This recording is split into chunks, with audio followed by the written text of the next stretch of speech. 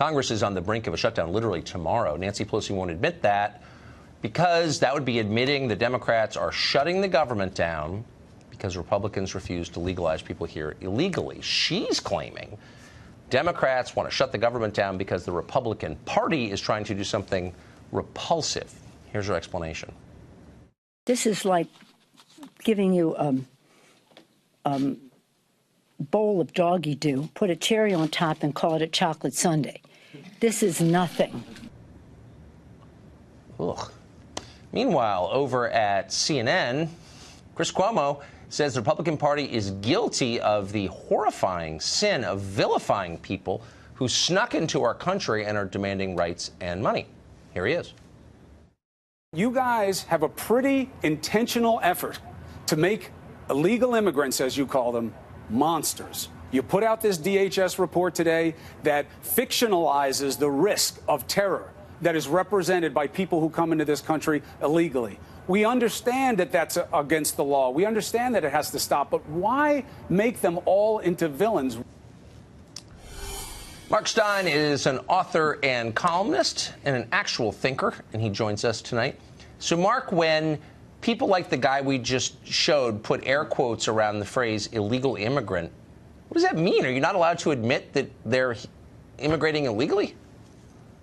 Yeah, I think he doesn't recognize that category. What's interesting is that both he and Nancy Pelosi and others on that side of the aisle are getting ever more explicit in their preference for illegal immigrants, so-called, as he would say, over American citizens. He said, Chris Cuomo went on to say that the real problem is white supremacists in America. They're the real monsters, not these nice, hard-working illegal immigrants. And that may be well and true. I mean, for the purposes of argument, let's just say he's right. It's irrelevant. The white supremacists are American citizens. The illegal immigrants are people who shouldn't be here.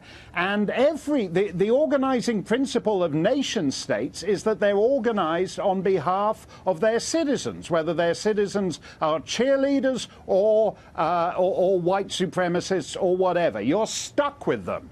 And this preference that Nancy Pelosi and Chris Cuomo and increasing people have for actually importing a class of citizen that they prefer to the ones they're stuck with is actually very revealing.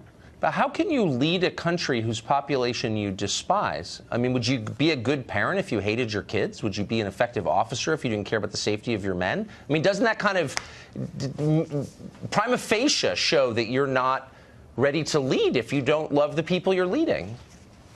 No, I mean, you said, what about parents and kids? Every family, I think it was Malcolm Muggeridge who said that friends are God's apology for relatives. In other words, you pick your friends, you're stuck with your relatives.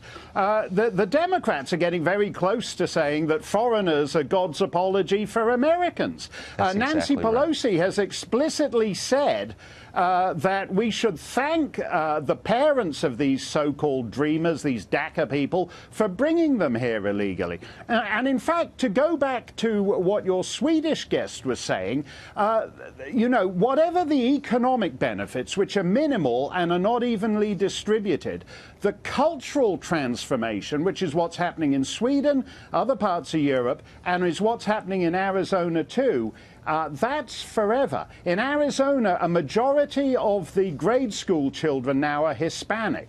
That means Arizona's future is as an Hispanic society. That means, in effect, the border has moved north. And the cultural transformation outweighs any economic benefits that lady was talking about.